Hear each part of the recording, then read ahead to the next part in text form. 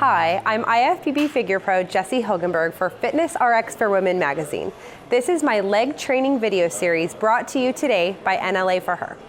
In each of the 4 videos, we're going to cover all of my leg training tips of how to sculpt your lower body. In today's video, we're going to cover my personal favorite, glutes and hamstrings. If you do not have hip flexor flexibility, you will not be able to properly activate your glutes. Your hip flexors need to be flexible in order to be able to open your hips and activate your glutes during your leg days. They're responsible for so much. Your hip flexors really connect your quad muscles, your hamstrings, all to your pelvis, and you really need that flexibility in order to be able to get the most out of your glute training. If you're having trouble training your glutes or feeling your glutes during a glute day, you may want to start there.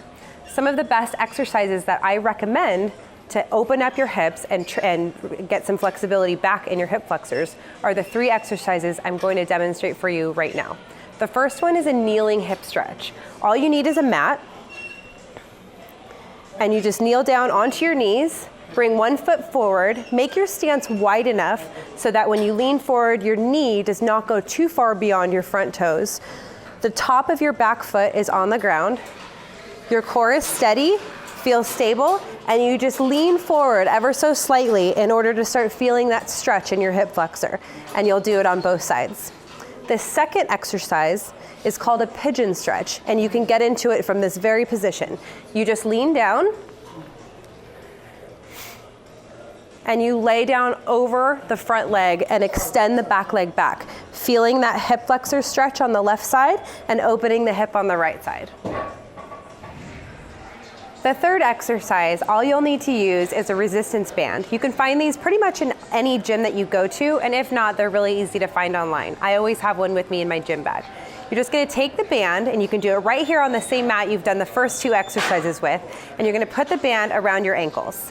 Put your hands on your hips, and you're gonna do one leg at a time, doing a resistance band front raise. You'll start to feel the strength in your hip flexors working. I do about 10 to 20 on each side and repeat. I recommend starting with my 3 favorite pre-activation glute exercises. The first exercise is a resistance band external rotation. So you're gonna take the band and you're gonna put it around your legs, leaving the band right above your knees. You're gonna open your feet about shoulder width apart, sit back into your heels. Keep the weight in your heels as you rotate onto the outsides of your feet. Opening your knees up, keep your chest lifted and your core engaged, and you'll start to feel the pre-activation of your upper glutes and outer glutes. I like to do about 3 sets of 20 reps of each one of these exercises, starting with this one. From here, you can transition right into the second exercise, which is a kickback. So you're gonna take the band and lower it down just around your ankles. If your balance is okay, you can have your hands on your hips. If not, go ahead and grab onto the back of a chair, shift the weight to one leg, lift the opposite leg, and go ahead and start your glute kickbacks, activating the glute. Again, we like to do 3 sets of 20 on each leg. Keep the chest lifted and the core engaged, and you'll really start to feel the pre-activation of each glute. For the third exercise, you can get rid of the resistance band, and we're gonna do single leg glute bridges. Laying down on the mat, you're gonna scoot your hips as close as you can get to the Bosu ball. Lie your arms on the floor for balance. Place the working leg very center at the top of the Bosu ball. Raise the non-working leg up into the ceiling, pressing the arms into the ground, digging the heel into the Bosu ball. You're gonna raise your hips up toward the ceiling, squeezing the glute at the top, and lower down and repeat.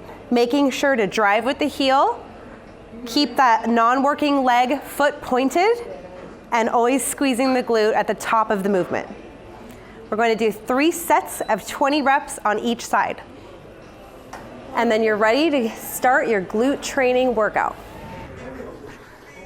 The first glute exercise that I'm going to show you is one of my favorites. It's one of my staples. It's in every glute training workout that I do, is the barbell hip thrust. So you're going to want to find a bench that isn't too tall. You want to make sure that when you sit up to it at a 90-degree angle, that your middle to upper back is right up against it, right at your scapulas. So you want to scoot your hips way back, and you want to load the bar up with appropriate weight for you. I am using an Olympic bar with 35-pound plates on either side.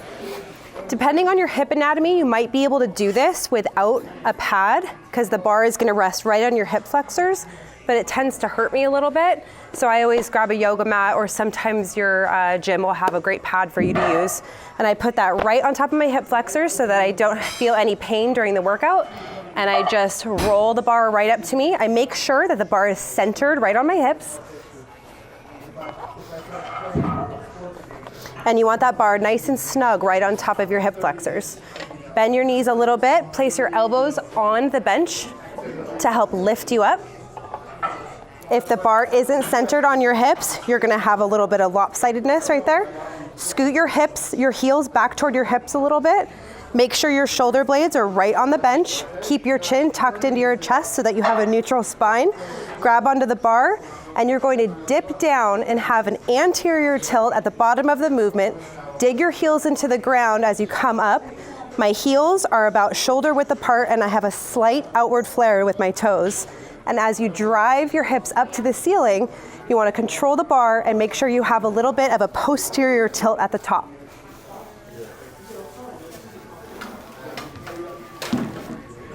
This next exercise is the kneeling squat. It's also one of my favorites. It's not really an every week exercise for me, but more like just kind of a fun tool I throw in occasionally. I really like it because it completely deactivates my hamstrings, allowing me to fully activate my glutes. So you want to grab a pad to protect your knees, set the barbell into the rack with the appropriate weight at shoulder height so you can bend down and get under the bar.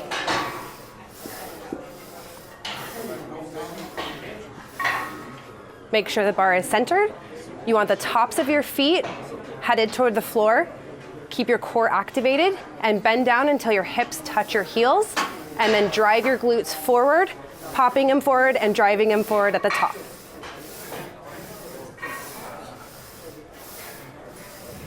This next exercise are sumo deadlifts, one of my favorites again.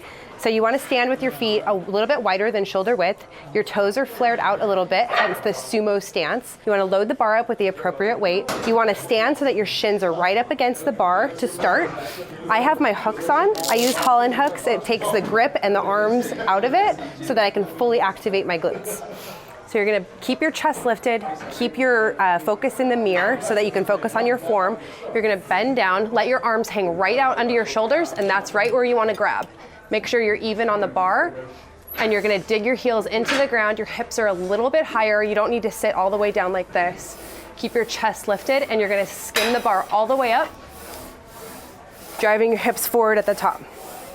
And to come out of the rep, you're going to skim the bar all the way down your knees, your quads, and your shins until you hit the bottom, and repeat. The final exercise that I'm going to demonstrate for you today is a reverse hyper. So if your gym has a bench like this, that's great. I like to use my resistance band because it further reminds me to keep my glutes activated during the entire exercise.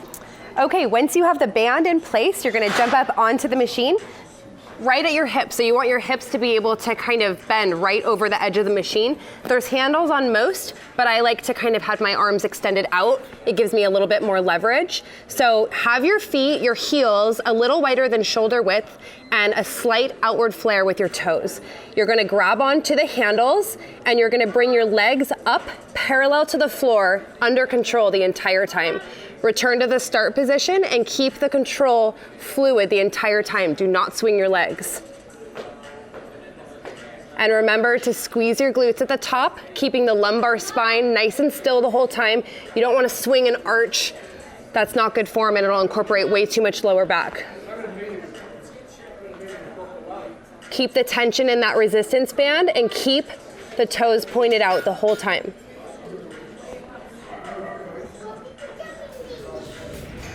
That's it for today. For more of my leg sculpting tips, visit fitnessrxwomen.com.